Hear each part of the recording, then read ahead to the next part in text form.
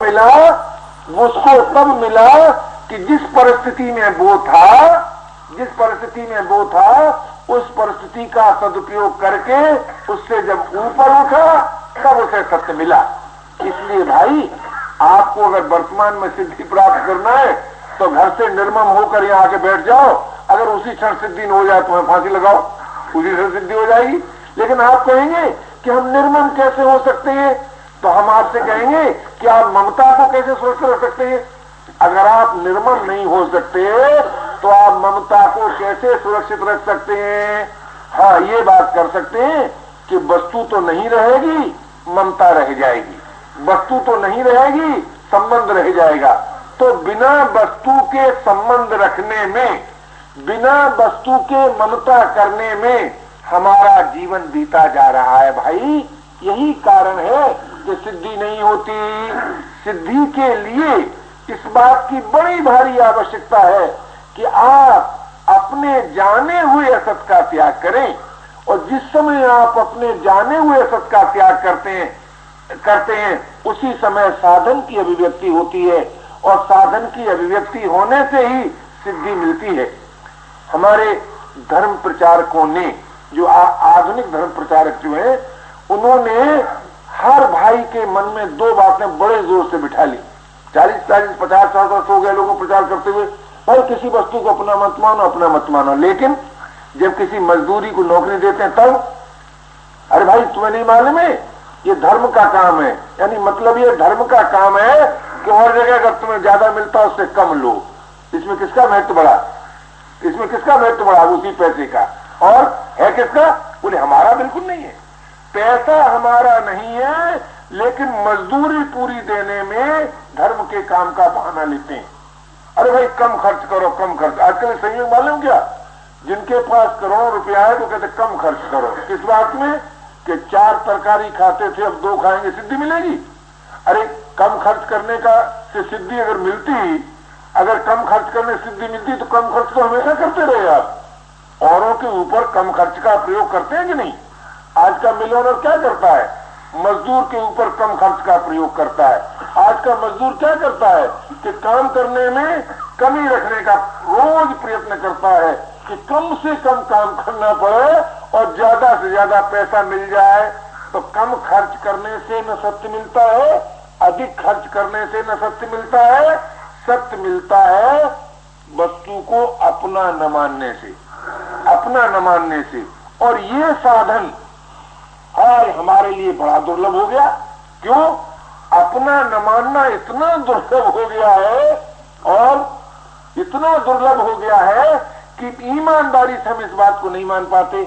अगर ईमानदारी से आप इस बात को मान लेते हैं तो लोभ का दोष चित्त में नहीं रहेगा, मोह का दोष नहीं रहेगा, काम का दोष नहीं रहेगा।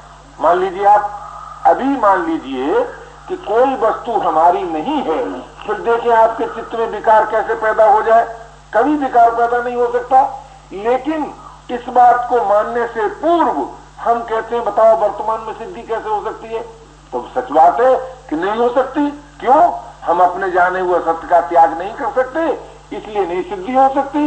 और यदि अपने जाने हुए सत्य का त्याग कर सकते हैं तो सिद्धि अवश्य हो सकती है। तो कहने का मेरा तात्पर्य था कि आज की साधन प्रणाली क्या है? आज की साधन प्रणाली यह है कि मोहवश घर में शासन किया है, मोहवश घर में शासन किया। अब चले धर्म कमाने, तो धर्म के नाम पर भी करेंगे शासन ही, सेवा नहीं करेंगे, निर्भिमानता को नहीं अपनाएंगे। वहां भी एक सुंदर सा अभिमान रखेंगे। क्यों?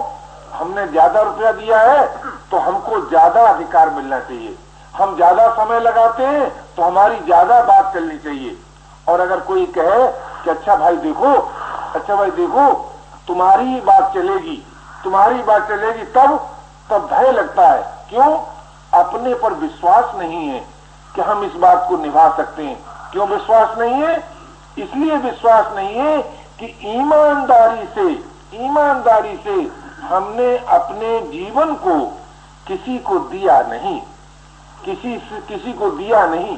और जब तक हम ईमानदारी से किसी को अपना जीवन नहीं दे सकते, तब तक बताइए हम अपनी सारी शक्ति कैसे लगा सकते हैं।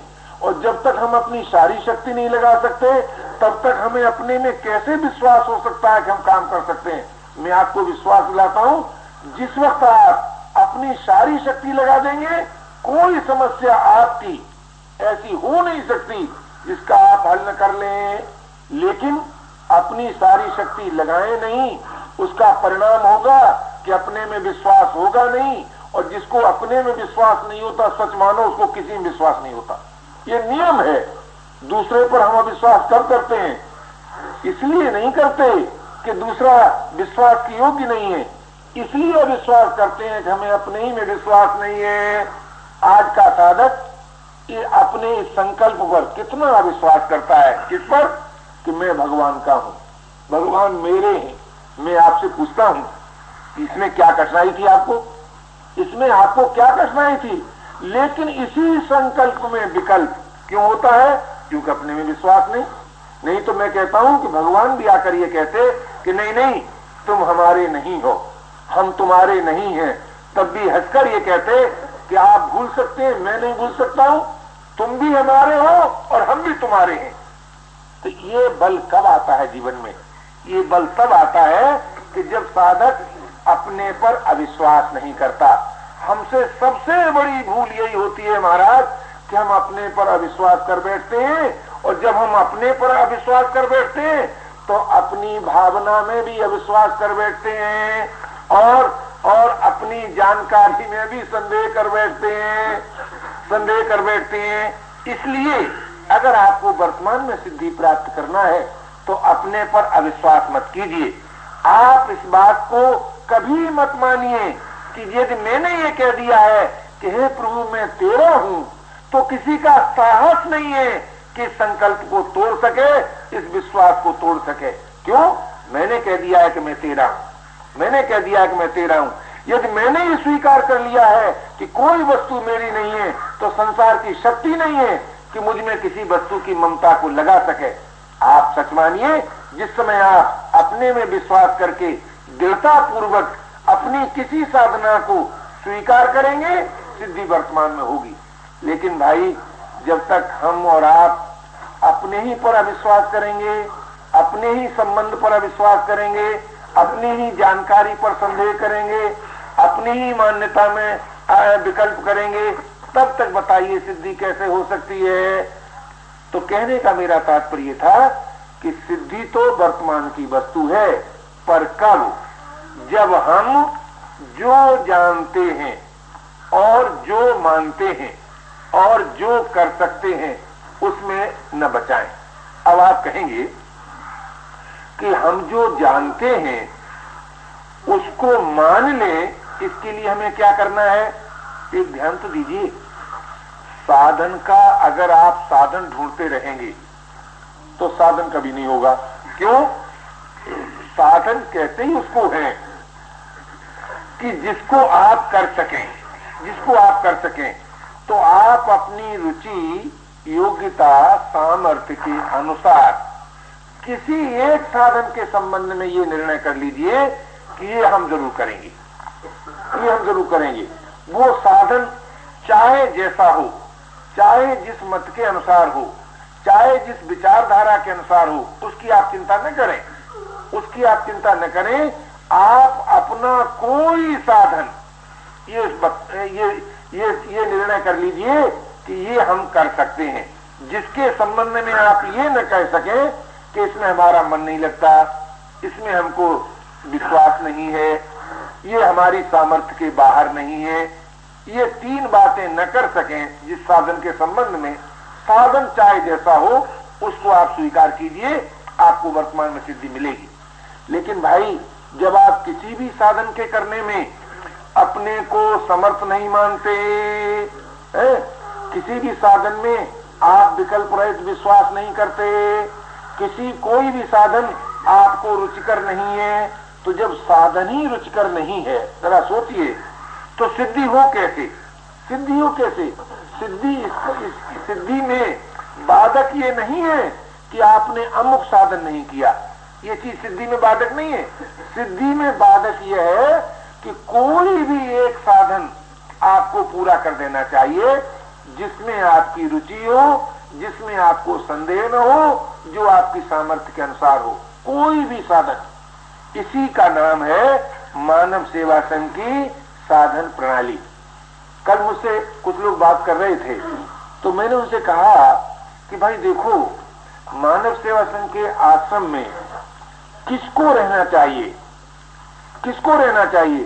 तो मैंने उनसे कहा कि कम से कम उस साधक में एक उदारता अवश्य हो। वो क्या?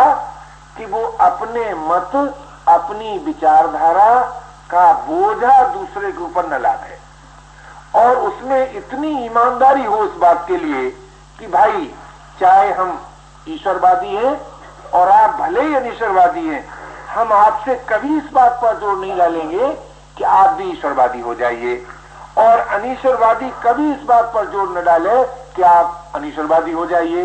एक बात पर जोर डाले कि जो बात हम मानते हैं, जो बात हम जानते हैं, उसके द्वारा हम इतना अपने को इतना सुंदर बनाएं कि हमारी सुंदरता दूसरों के लिए हितकर सिद्ध हो जाए, उपयोगी सिद्ध हो जाए। ऐसे व्यक्तियों की यहाँ रहने की आवश्यकता है। ऐसे व्यक्तियों की आवश्यकता नहीं है जो यहाँ बैठकर ये मिथ्या अभिमान करें कि हमारे सिद्धांत को सारा संसार मान ले। जरा सोचो तो सही मेरे भाई, आज तक कोई ऐसा हुआ कि जिसके सिद्धांत को सारे संसार ने मान लिया हो? और आप जिस अपने मत को, जिस अपने साधन को सारे संसार को मनाना चाहते हैं, क्या आप अपनी पत्नी को भी मना सके? आप अपने पुत्र को भी मना सके? और उसी साधन को क्या आप अपने जीवन में पूर्ण रूप से मना सके? जिस साधन को हम अपने जीवन में नहीं मना सके, जिस साधन को हम अपनी कुटुंबियों के जीवन में नहीं मना सके, उस साधन का हम दम भरते हैं कि सारे संसार में फैला देंगे। बिल्कुल झूठी बात, बिल्कुल झूठी बात। और इसी दोष से महाराज आज मजहब असफल हुआ, आज मजहब असफल हुआ, और हमारी पार्टी ही संसार में शांति की स्थापना कर सकती है, हमारी ही पद्धति सबको शांत दे सकती है। इसी ममता और इसी अभिमान से राष्ट्र असफल हुआ, और इस असफलता मिटाने के लिए सच पूछो भाई मेरे, मानव सेवा संघ का प्रादुर्भाव हुआ कि जीवन में राष्ट्र के होते हुए असफल, संप्रदाय और मजहब के होते हुए असफल, उस वो असफलता का कारण क्या है? उस असफलता का एकमात्र कारण यह है कि हम अपनी पद्धति से संसार को सुंदर बनाना चाहते, और प्रत्येक व्यक्ति में जो एक अपनापन, एक व्यक्तिगत जो उसका सत्य है, उसका व्यक्तिगत जो उसकी एक रुचि है, बोले उसके द्वारा उसे सत्य का अनुभव नहीं करने देते, सत्य को प्राप्त नहीं करने देते। तभी तो लोग दिन रात सिखाने के फेर में लगे रहते हैं। मैं तो सच कहता हूं आपसे, आप लोगों के संपर्क से कहिए, अथवा कोई मेरी अपनी निर्बलता मान लीजिए कि जो मैं आपसे ये कहता हूं कि आपको ये करना चाहिए, ये बात कहना ही दूसरे के साथ बहुत बड़ा अन्याय करना है। कहना फिर क्या चाहिए? कहना ये चाहिए कि भाई जो तुम कर सकते हो उसके द्वारा तुम अपने को सुंदर बनाओ, जो तुम जानते हो उसके द्वारा तुम अपने को सुंदर बनाओ, जो तुम मानते हो उसके द्वारा तुम अपने को सुंदर बनाओ।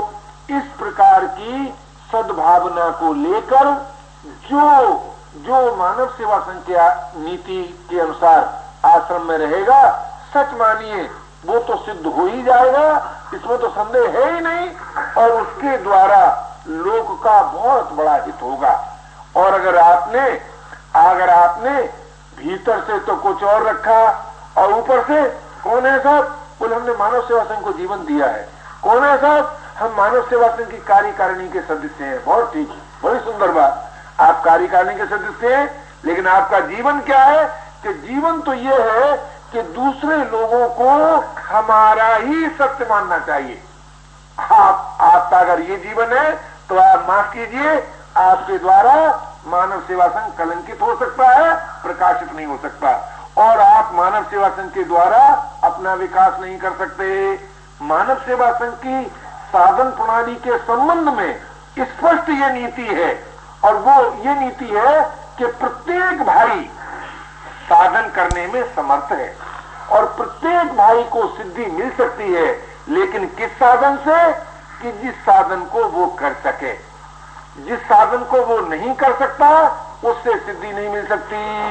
आप कहेंगे क्या कोई ऐसा भी साधन है कि जिसके लिए सभी इनकार कर दें? कोई ऐसा साधन नहीं है। प्रत्येक भाई के जीवन में, प्रत्येक बहन के जीवन में साधन सामग्री है, साधन करने की सामर्थ्य है, लेकिन किस साधन करने की सामर्थ्य है? कि उस साधन करने की सामर्थ्य है जिसे कि वो कर सकता है। इसलिए भाई यहाँ के सत्संग की विधि क्या होनी चाहिए? यहाँ के सत्संग की विधि ये नहीं होनी चाहिए कि हम तो जानते हैं और आप नहीं जानते हैं, आप नहीं जानते हैं और हम जानते हैं। यहाँ के सत्संग की विधि ये होना चाहिए कि जो आप जानते हैं, जो आप मानते हैं, जो आप कर सकते हैं, उसमें आपकी सद्भावना हो, उसमें आपकी निष्ठा हो। और दूसरी बात कि जो आप जानते हैं कहीं कहीं उसका आप विरोध तो नहीं करते, और जो आप मानते हैं उसमें कहीं आपके ही विवेक का विरोध तो नहीं है, और जो आप करते हैं उसमें कहीं आपके विवेक का विरोध तो नहीं है। मानने और करने में तो विवेक का प्रकाश होना चाहिए, विवेक का प्रकाश होना चाहिए। और जानने में जो भी आप जानते हैं उसमें अविचल श्रद्धा रखनी चाहिए, आस्था रखनी चाहिए, उसका प्रभाव होना चाहिए। हम सबको सिद्धि मिल सकती है। क्यों? मानव जीवन सिद्धि के लिए है, सिद्धि के लिए है। तो ये जो मानव जीवन है इसमें इस बात की आवश्यकता नहीं है कि हम किसी और के गुरु बने, हम किसी और के नेता बने। इसमें सबसे बड़ी आवश्यकता यह है कि हम अपने गुरु बनना सीखें, अपने नेता बनना सीखें, अपने को समझा बुझा सकें और अपने द्वारा अपने साधन का निर्माण कर सकें। ये बात सुनकर बहुत से भाई बहन संदेह नहीं करते हैं, न जाने क्यों नहीं करते हैं, पर बहुत से बहनों के मन में तो ये खास तौर से बात बैठी हुई है कि भला कोई अपना गुरु कैसे हो सकता है, बिना गुरु के भला ज्ञान कैसे हो सकता है। मैं आपसे पूछता हूँ, ईमानदारी से बताओ, तुमने गुरु तो बना लिया, गुरु तो बना लिया, दीक्षा भी ले ली, साधन भी करने लगे, सिद्धि हो गई। अगर गुरु बनाने मात्र से सिद्धि होती तो आपको हुई क्यों नहीं? इस सत्य का तो हम अनादर करें। और जो वास्तव में ये सत्य है कि अगर हम अपने गुरु बन जाते तो सिद्धि जरूर हो जाती। तो अपने गुरु बनने के लिए क्या करना पड़ता है कि अपना गुरु बनने के लिए अपने जाने हुए असत का त्याग करना पड़ता है, अपने विश्वास में अविचल श्रद्धा करनी पड़ती है और मिले हुए का सदुपयोग करना पड़ता है। तो भाई आज का जो मौलिक प्रश्न जीवन में है वो केवल इतना है कि हर भाई को, हर बहन को अपना गुरु बनकर अपने को सुंदर बनाना है। और संसार जो है वो किसी सिद्धांत को नहीं मानता, संसार पर प्रभाव होता है आपकी सुंदरता का, आपकी सुंदरता का प्रभाव होता है। और वो भी प्रभाव कब होता है आप जानते हैं? ईसा का व्यक्तित्व जब गल गया तब ईसा का प्रभाव हुआ महाराज। ये संसार ऐसी विचित्र चीज है, ऐसी विचित्र चीज है कि जीवित रहने पर विरोध करे और मरने के बाद पूजा करे। अगर ये कीमत आपको चाहिए तो आप सुधारकों में नाम लिखाइए। जीते जी आपका विरोध होता रहे और मरने के बाद आपकी पूजा हो ही जाएगी। इसलिए भाई संसार के सुधार का तरीका है अपना सुधार, और अपने सुधार का तरीका है कि जो आप जानते हैं उसका आप विरोध कभी मत कीजिए, उसमें आप संदेह कभी मत कीजिए। सारा संसार मिलकर आपसे कहे कि नहीं नहीं आप जो जानते हैं वो गलत जानते हैं। भाई ज्ञान कभी गलत नहीं होता, जरा ध्यान दीजिए, ज्ञान कभी गलत नहीं होता। जब ज्ञान गलत ही नहीं होता तब फिर आप कैसे अपने ज्ञान में संदेह करेंगे? और जो अपने ज्ञान में संदेह नहीं करेगा वो किसी वस्तु को अपना कह ही नहीं सकता। यही तो पहचान है अपने ज्ञान की।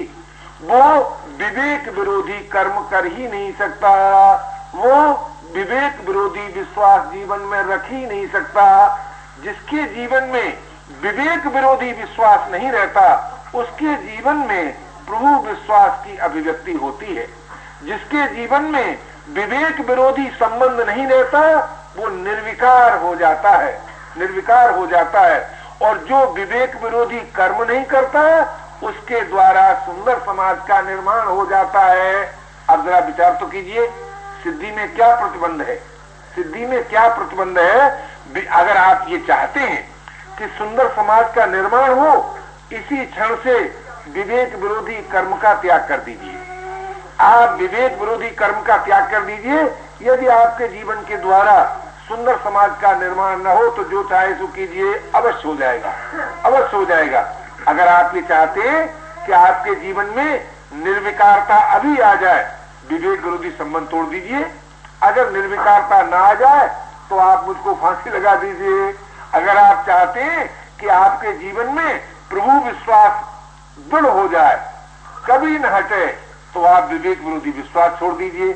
अब आप सोचिए, इन तीन बातों के स्वीकार करने के बाद भी अगर आपको सिद्धि न मिले तब आप प्रश्न कीजिए कि सिद्धि वर्तमान की वस्तु नहीं है। लेकिन विवेक विरोधी विश्वास धीरे धीरे छोड़ेंगे, विवेक विरोधी संबंध धीरे धीरे तोड़ेंगे, विवेक विरोधी कर्म का त्याग धीरे धीरे करेंगे। फिर कहें साहब ये तो बात गलत मालूम होती है कि वर्तमान में सिद्धि हो सकती है। अरे बाबा, जो वर्तमान में करने की बात है उसे आप धीरे धीरे पर टालते हैं, उससे आप धीरे धीरे पर टालते हैं। वर्तमान में जो करने की बात है उसे आप वर्तमान में कर दीजिए और फिर अगर वर्तमान में सिद्धि न हो तब आप प्रश्न कीजिए। मेरा तो ऐसा विश्वास है कि आप प्रश्नकर्ता नहीं रह जाएंगे, आप उसी समय उत्तरदाता हो जाएंगे। गुरु के मिलने का मालूम फल क्या है? गुरु हो जाना, गुरु हो जाना। तो उसी समय आप स्वयं उत्तर देने लगेंगे और कहेंगे बात ठीक है, सिद्धि वर्तमान में ही होती है, परंतु भाई मेरे ये बात किसी और के दिखाने की नहीं, किसी और को समझाने की नहीं, ये बात स्वयं अपने द्वारा अपने को समझाने की है कि अगर हमारे हृदय में सुंदर समाज निर्माण न होने की बिथा है तो हम कभी विवेक विरोधी कर्म नहीं कर सकते। अगर हमारे हृदय में निर्विकार न होने की बिथा है तो हम कभी विवेक विरोधी संबंध नहीं रह सकते। अगर हमारे हृदय में प्रभु प्राप्ति न होने की बिथा है तो हम कभी विवेक विरोधी विश्वास नहीं रख सकते। देखिए, आस्तिक दर्शन का अर्थ है प्रभु विश्वास, अध्यात्म दर्शन का अर्थ है विवेक विरोधी संबंध का त्याग, और भौतिक दर्शन का अर्थ है विवेक विरोधी कर्म का त्याग। जो कर्म का क्षेत्र है वही भौतिक दर्शन है और भौतिक दर्शन कुछ नहीं है।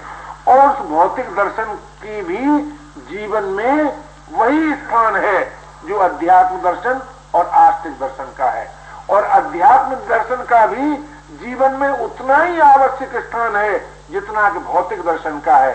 उसी प्रकार आस्तिक दर्शन का भी जीवन में उतना ही स्थान है। आज हमसे भूल क्या होती है? हम ये सोचने लगते हैं कि जो हमारी वर्तमान वस्तु स्थिति है बस यही सत्य है। ये सत्य नहीं है। जब तक आप जगत की सत्ता स्वीकार करते हैं तब तक आप साधन का आरंभ कर सकते हैं भौतिक दर्शन के दृष्टिकोण से, और जब आप जगत की सत्ता अस्वीकार करते हैं तब आप साधन कर सकते हैं अध्यात्म दर्शन की दृष्टिकोण से, और जब आप प्रभु की सत्ता स्वीकार करते हैं तब आप साधन कर सकते हैं आस्तिक दर्शन की दृष्टिकोण से। आज दशा क्या है कि सत्ता स्वीकार करते हैं जगत की और प्राप्त करना चाहते हैं भगवान को। जरा ध्यान दीजिए, जगत की सत्ता स्वीकार करके भगवान को प्राप्त करना चाहते हैं, नहीं कर सकते। होगा क्या? भगवान आएंगे, लेकिन आप कहोगे कि मेरी स्त्री बीमार है, अच्छी हो जाए, आप ये कहोगे। भगवान को प्राप्त करना चाहते थे कि स्वस्थ स्त्री को देखना चाहते थे? जरा सोचिए।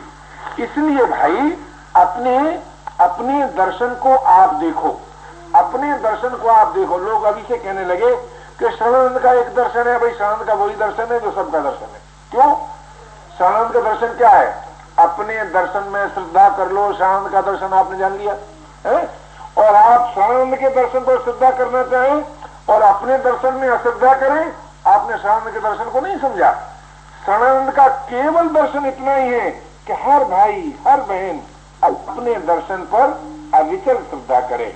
दर्शन कहते हैं ज्ञान को, और ज्ञान कहते हैं, ज्ञान जो होता है वो विकल्प रहित स्वीकृति का दाता होता है। ज्ञान जो है ना वो विकल्प रहित स्वीकृति का दाता होता है।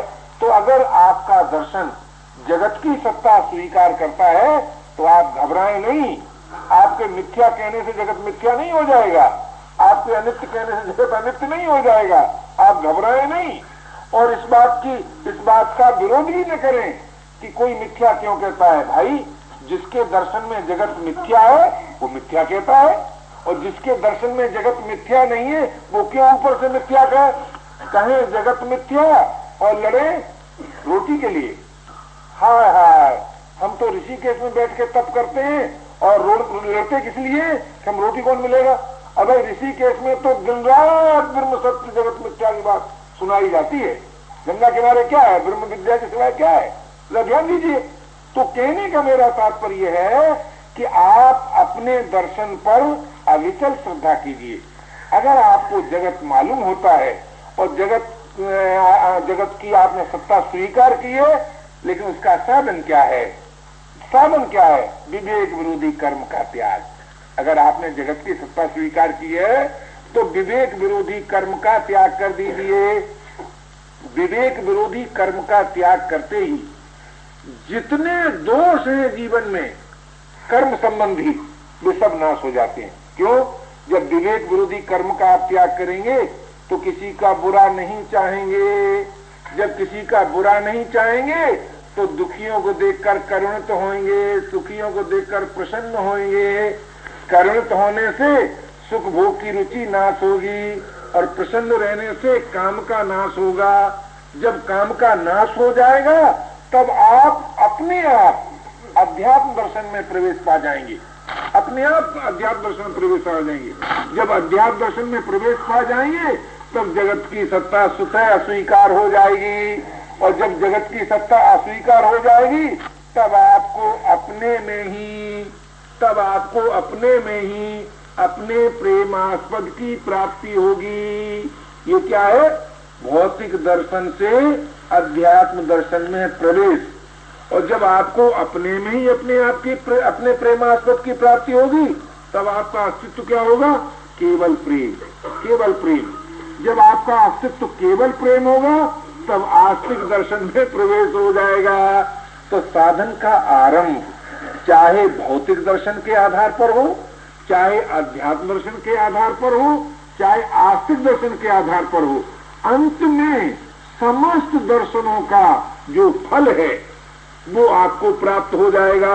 अथवा यूं कहो कि समस्त साधनों से जो सिद्धि प्राप्त होती है वो सिद्धि आपको प्राप्त हो जाएगी। कब? जब आप अपने दर्शन के अनुसार अपने साधन का निर्माण करेंगे। और साधन के निर्माण करने में हेतु क्या है? सत्संग, और कोई साधन हेतु नहीं। साधन के निर्माण करने का साधन है सत्संग, और सत्संग का स्वरूप क्या है कि अपने जाने हुए असत का त्याग।